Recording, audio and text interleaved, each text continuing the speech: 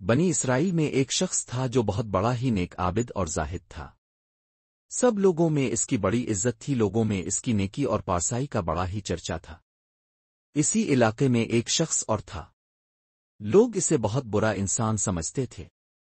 وہ تھا ہی ایسا بدعمل اور بد کردار، کوئی بھی اسے اچھا نہیں سمجھتا تھا۔ ایک روز اس گناہگار شخص نے دیکھا کہ وہ نیک آدمی ایک میدان میں بیٹھا ہوا ہے۔ ہر طرف تیز دھوپ پھیلی ہوئی ہے، مگر اللہ کے اس نیک بندے پر ایک بادل کے ٹکڑے نے سایہ چا کر رکھا ہے۔ گناہگار نے یہ منظر دیکھا تو اپنے دل سے بڑا شرمسار ہوا اور یہ خیال پیدا ہوا کہ اس چلچلاتی دھوپ میں جہاں دور دور تک سایہ نہیں ہے، بادل کے ایک ٹکڑے نے صرف اس لیے اس پر سایہ کر رکھا ہے کہ یہ اللہ کا نیک بندہ ہے، کیوں نہ میں بھی اس کے ساتھ بیٹھ جاؤں۔ کیا خبر کہ اس کی برکت سے اللہ تعالیٰ مجھے بھی بخش دے اور میری خطاؤں کو معاف فرما دے۔ یہ شخص عابد و زاہد کے پاس گیا اور اس کے ساتھ سائے میں بیٹھ گیا۔ اس کے بیٹھتے ہی اس عابد و زاہد شخص کے دل میں خیال آیا کہ یہ اپنے زمانے کا بدترین گناہگار اور پوری قوم میں بدنام شخص ہے۔ اس کے ساتھ تو کوئی بھی اٹھنا بیٹھنا پسند نہیں کرتا، یہ میرے پاس کہاں سے آ کر بیٹھ گیا؟ یہ خیال آتے ہی اس نے اس رسوائے زمانہ کو اپنے پاس سے اٹھا دیا۔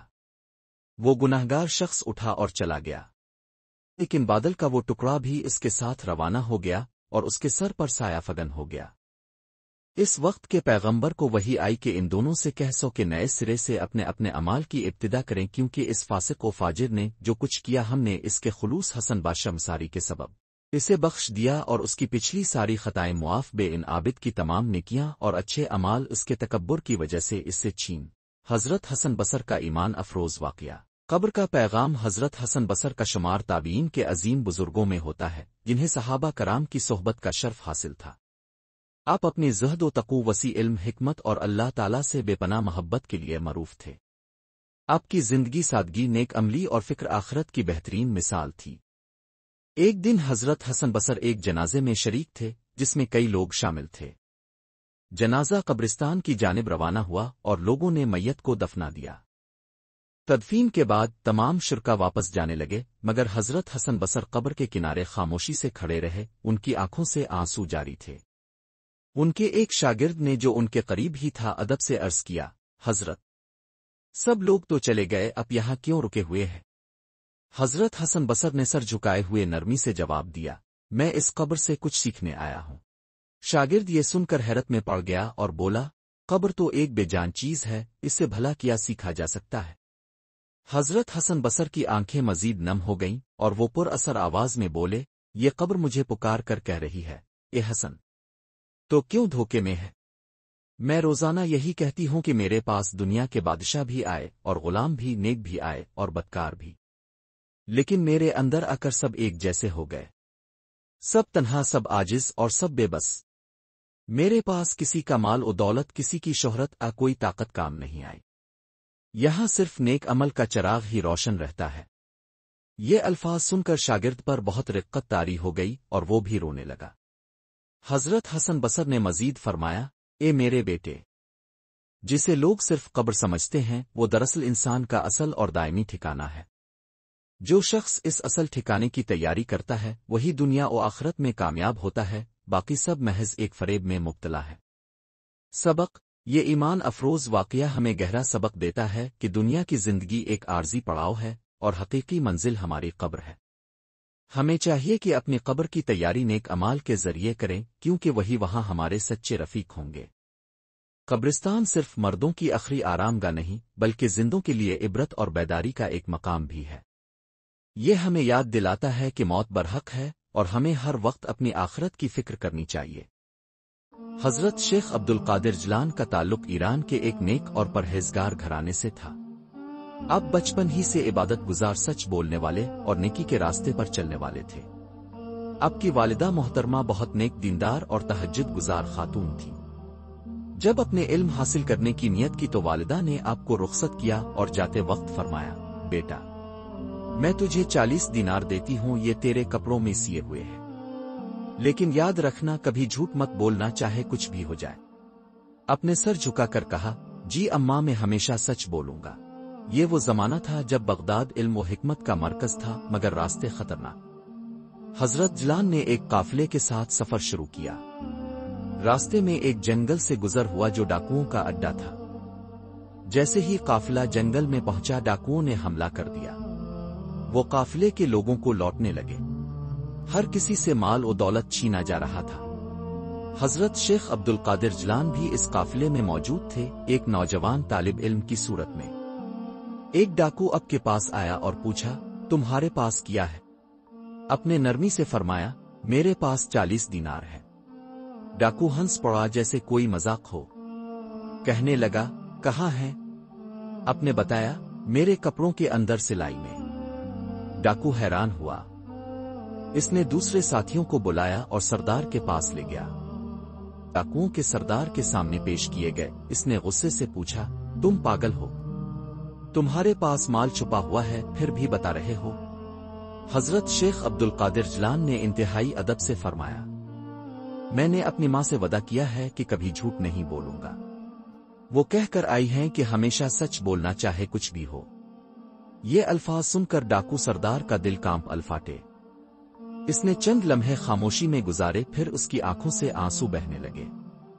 اس نے کہا، ایک بچہ ماں کی بات نہیں توڑتا، اور میں اپنے رب کے ہر حکم کو توڑتا رہا ہوں۔ وہ زمین پر گر پڑا اور زار و قطار رونے لگا۔ اس نے سب لوٹا ہوا مال واپس کیا اور سب کے سامنے توبہ کر لی۔ اس واقعے کا اتنا اثر ہوا کہ قافلے کے کئی لوگ اور خود ڈاکو بھی نیک راہ پر آ گئے۔ نتیجہ، سبق اور پیغام: حضرت شیخ عبد القادر جیلانی کی سچائی نے وہ کام کر دکھایا جو تلواریں نہ کر سکے۔ ایک سچا دل، ایک مخلص وعدہ اور ایک ماں کی نصیحت نے کئی لوگوں کی زندگی بدل دی۔ آج ہمیں بھی اسی سبق کی ضرورت ہے۔ ہمیشہ سچ بولے، ماں باپ کی بات مانے، دین کے راستے پر ثابت قدم رہیں۔ کبھی کبھی ایک چھوٹا سا سچ زندگی کی سب سے بڑی فتح بن جاتا ہے۔ حضرت بایزید بستم کا ایک خوبصورت واقعہ۔ ایک مرتبہ حضرت بایزید بستم گلی سے گزر رہے تھے کہ ایک کتا ان کے پیچھے ہو لیا۔ آپ کے ہاتھ میں روٹی تھی تو آپ نے اس میں سے آدھی روٹی کتے کو ڈال دی۔ کتے نے روٹی کھائی اور پھر بھی آپ کے ساتھ ساتھ چلتا رہا۔ بایزید بستم نے سوچا کہ اس کتے کا کیا ارادہ ہے۔ انہوں نے اس سے کہا، اے کتے، تو میرے پیچھے کیوں آ رہا ہے؟ کتے نے اپنی زبان فصیح مبین میں کہا، یہ بایزید، میں یہ سوچ رہا ہوں کہ تو کون سے اصول پر اللہ کا ولی بنا۔ میں بھی بہت عرصے سے اللہ کی درگاہ کا کتا ہوں، نہ مجھ پر کوئی لباس ہے، نہ کوئی مکان، نہ کوئی دنیا کا تعلق، نہ بیوی بچے، نہ کوئی دنیا کا جھگڑا۔ پھر مجھے اللہ کا ولی کیوں نہیں بنایا گیا؟ اور تجھے دنیا کے سارے جھگڑوں کے ساتھ ولی کیوں بنا دیا گیا؟ یہ سن کر بایزید بستم پر ایک رقت طاری ہو گئی اور آپ نے سر جھکا لیا۔ کتے نے دوبارہ کہا، یہ بایزید، مجھے معلوم ہے کہ تجھے ولی کیوں بنایا گیا ہے، کیونکہ تیرے پاس صرف ایک کتے کا جھوٹا لقمہ پھینکنے کے لیے ہے، جبکہ میں تجھ سے زیادہ اللہ کی مخلوق کے لیے اثار کرتا ہوں۔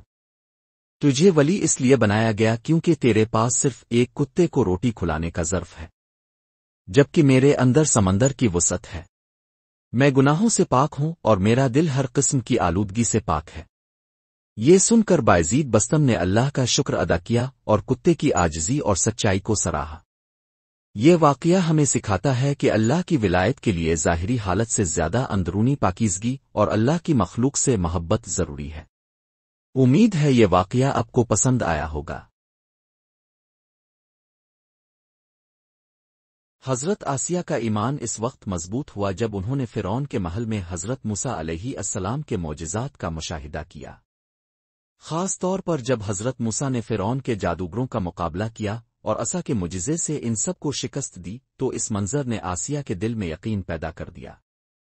جادوگروں کے ایمان لانے کے بعد آسیہ کا ایمان مزید پختہ ہو گیا اور انہوں نے بھی اللہ پر ایمان لانے کا اعلان کر دیا۔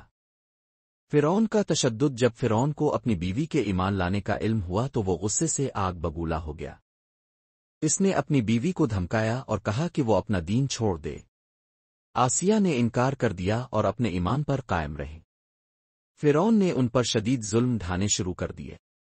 وہ انہیں تپتی دھوپ میں لٹا کر اذیتیں دیتا اور لوگوں کو حکم دیا کہ وہ ان پر بھاری پتھر رکھیں۔ دعوت اور شہادت: اس سخت آزمائش کے دوران بھی حضرت آسیہ ثابت قدم رہیں۔ وہ مسلسل اللہ سے دعا کرتی رہیں اور جنت میں اپنے لیے گھر کی تمنا کرتی رہیں۔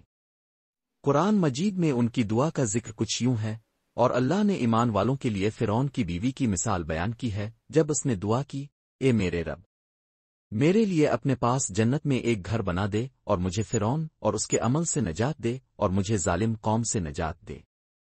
سورۃ التحریم 11۔ آخرکار اسی شدید اذیت کے دوران ان کی روح قفس انسری سے پرواز کر گئی اور وہ شہید ہو گئیں۔ اس طرح انہوں نے فرعون کے محل میں رہتے ہوئے بھی دنیا کی ہر نعمت اور عیش و آرام کو ٹھکرا کر ایمان کی خاطر ایک عظیم قربانی پیش کی، اور اللہ نے انہیں جنت کی بشارت دی۔ حضرت آسیہ کی مثال ہمیں یہ سبق دیتی ہے کہ ایمان کی پختگی چاہے حالات جتنے بھی مشکل ہوں سب سے بڑی دولت ہے۔ وہ فرعون کے محل میں رہ کر بھی ظالم کے ظلم سے متاثر نہیں ہوئیں اور اپنی جان کا نذرانہ پیش کر کے ایک اعلیٰ مقام حاصل کیا۔